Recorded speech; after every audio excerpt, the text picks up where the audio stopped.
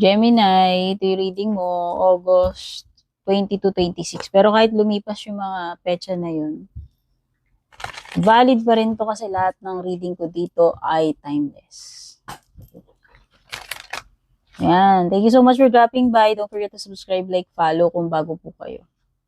Patap na rin po yung bell icon. At yung mga interesado po sa private reading ko, palagi ko naman po nilalagay sa description. Nandiyan po yung link papunta sa official Purple Team page ko.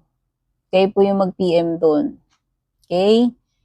So, yan. Maraming salamat din dun sa mga laging nag-share, abangers ng mga readings natin, yung mga nag-avail ng membership and subscription, pati na rin yung nagpapadala ng Star Super Thanks. Yan. Si Miss Yoli Soliman. Yan.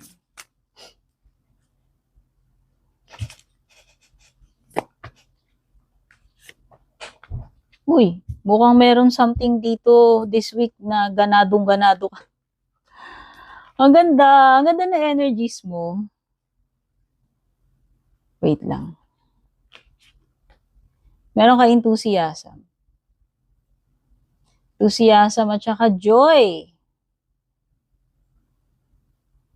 Ayan. May mga masasaya. May mga magpapasaya sa'yo for sure, Gemini. Kasi dalawang cards yan eh. Andyan yung ano ka very very enthusiastic ka. Ang ganda, ang taas ng yung vibration mo ba, yung energies mo. You are in the mood, ewan ko. Could be na merong pwedeng may mga nagpapa-inspire sa'yo, ganadong-ganado ka, no? Hindi ko alam kung ano yung mga yan eh. Malalaman mo na lang yan this week.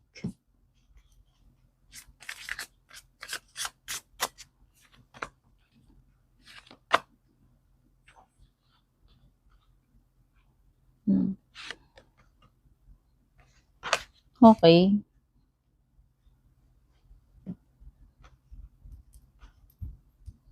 I think may mga situations dito, Gemini, wherein kailangan mong gamitin yung mga wisdom na natutunan mo. Skills, experience, yung mga experiences mo, gather mo lahat yung mga natutunan mo dyan. Wisdom more on wisdom. Okay? And naniniwala naman ako sa mga air signs, mga wise sila, matatalino, analytical, okay? Sa tingin ko lang, may apply mo kung ano man yung mga natutunan mo in the past pagdating dito sa specific situation na nakakaharapin mo. Or it could be na meron ka na namang something na matututunan. Nakikita ko rin dito, Gemini, play is, sa tingin ko lang, ito ay time para maglibang ka naman, paano ba? Magsaya, maglibang. Kalimutan mo muna yung pagiging sobrang serious. Kumbaga kung may work time, may play time. Siyempre, hindi yung puro ka na lang. Kailangan mo rin namang mag-unwind. Ayan kaya nga may joy, enthusiasm dyan eh. I think meron kang something gagawing recreational or ewan ko, it could be na merong upcoming na ganap na magbibigay sa iyo niya ng excitement, relaxation, joy.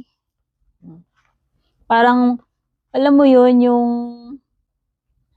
kung matagal ng boring, serious yung routine mo, pwedeng magiging ma-excite ka na naman, no? Magiging happy ka uli. Kumbaga, just like the old times, parang ganun. Yan, yung mga moment na masarap lasapin, di ba? So, tingnan pa natin when it comes to career or pera.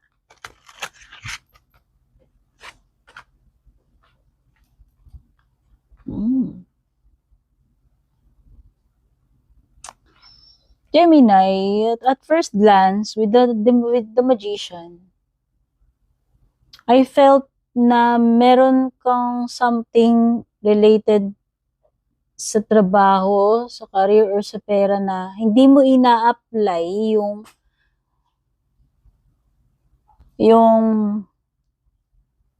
kung saan ka magaling, yung specialty mo, yung technique mo.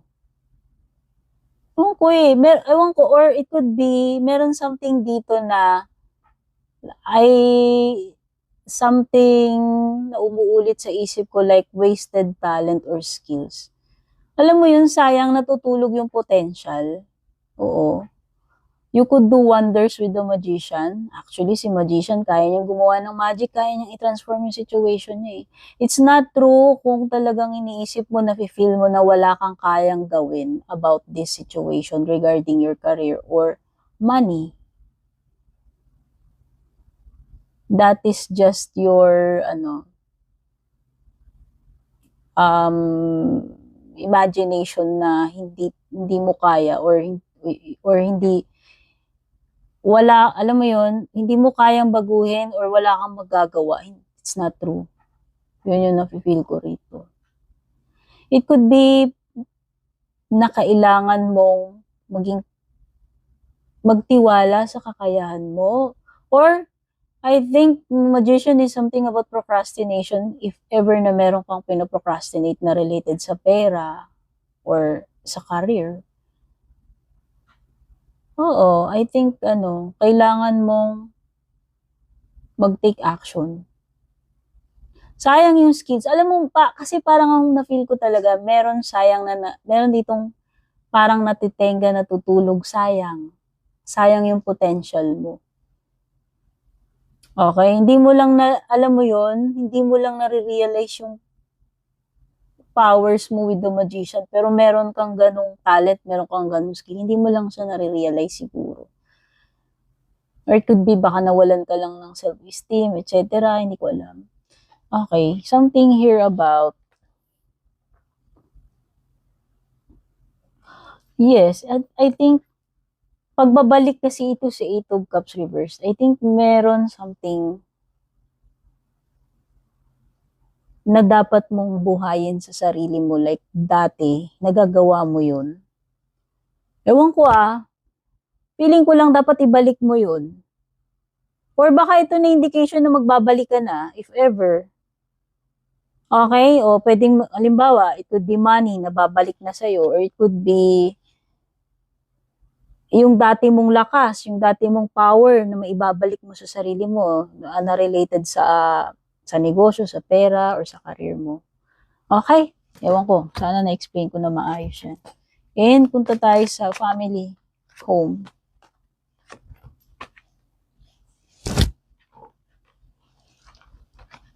Family home, bisibisihan.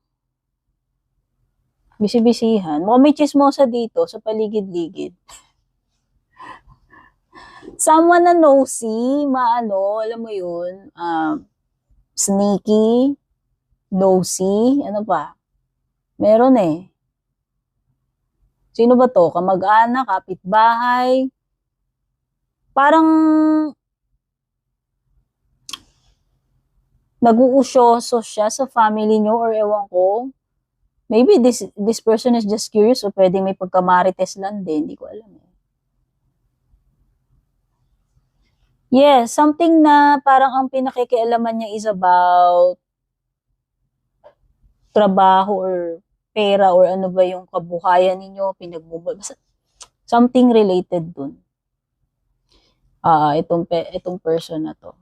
Very curious siya or spying, maritesing, tungkol sa yung pinagmumulan, yung source ng kabuhayan mo, ng pamilya ninyo, basta something about your family, kabuhayan ng family niyo, or about pera, trabaho. Oo, or it could be spiteful kasi pwedeng ikaw ay hardworking, tapos itong person na to, hindi ko alam kung bakit siya nosy about sa kinikita mo, sa trabaho mo, hindi ko alam. Hindi ko alam. Pero meron ditong someone who is Basta meron ditong someone na basta meron ditong someone na nag-uusi sa pamilya ninyo. Okay, nakikita ko parang maraming meron ng something na malapit na matapos. Ano to, pagpapagawa ba to ng bahay, renovation, or could be anything.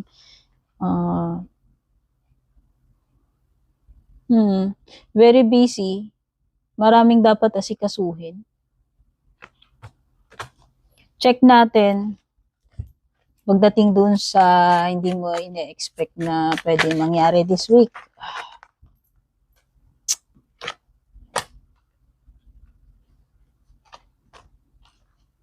Wow! Fulfillment. Wish come true. Magiging happy na uli, magiging kumpleto na uli. Or could be senyales na yung period, yung mahirap na period is matatapos na. Okay? So, yan. Di pwedeng may something dito na achievement ng pamilya. Good news related sa family member. Good stuff o yung magandang mangyayari sa'yo this week.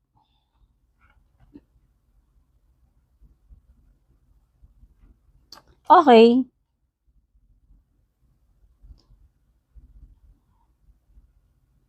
I think kung hindi ka confident enough na magagawan mo ng paraan itong situation na to. Sa tingin ko, magagawan mo ng paraan yan. Oo. Oo, kasi achiever to si King of Wands eh. I think meron kang something na na ma-accomplish this week. Oo, kasi may fulfillment ka rin dito. Ayan. At saka ito, yung hard work. Oh, I think meron kang something na matatapos na. Oo, at ikaw ay magiging very happy. Kaya pala may happy ka enthusiasm. So pagkatapos nung pagod, hirap, trabaho, lagari, ikaw naman ay andun ka naman sa pag-i-enjoy. Kaya nga may play dyan, di ba? Saan yung playtime? Ayun. Oh. Kasi inuna mo na yung trabaho. Inuna mo na yun. Natapos mo na lahat. So sabi ko nga, mukhang sasucess ka itong week na ito. Kung ano man yan. Yan yung good stuff, yung good news na mangyayari sa'yo.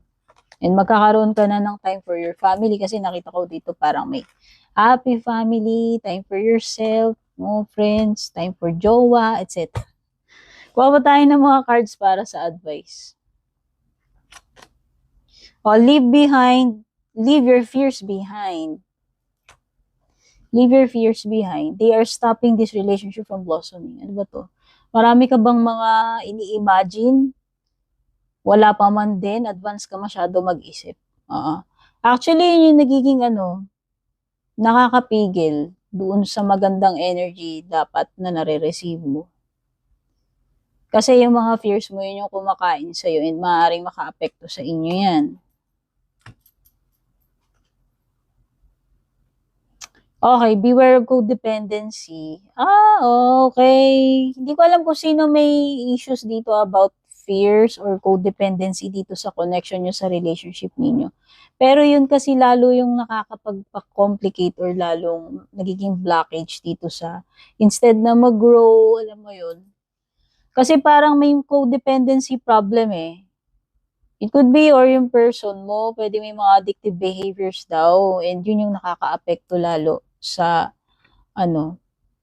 katiwasayan ng relationship ninyo. So, yan yung mga messages for you, Gemini. Ingat palagi. Sana makatulong sa'yo itong reading. Take care. God bless. Babush.